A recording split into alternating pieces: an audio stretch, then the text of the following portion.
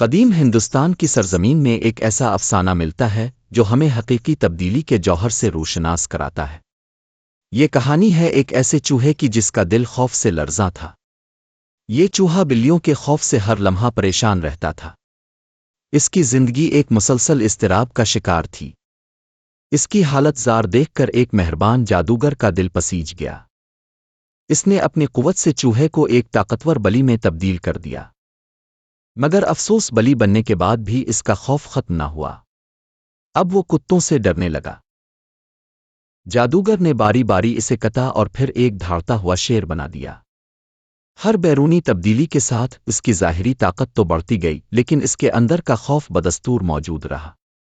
شیر بننے کے بعد بھی اس کا دل شکاریوں کے خوف سے لبریز تھا۔ بیرونی طاقت کے باوجود اندرونی کمزوری اس کا پیچھا نہیں چھوڑ رہی تھی۔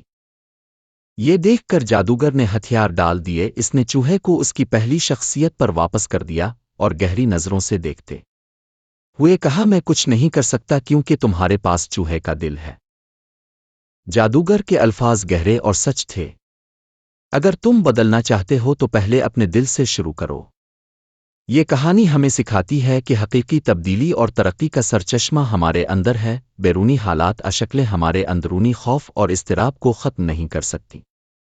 یاد رکھیں، تبدیلی کا سفر باہر سے نہیں بلکہ آپ کے دل کی گہرائیوں سے شروع ہوتا ہے۔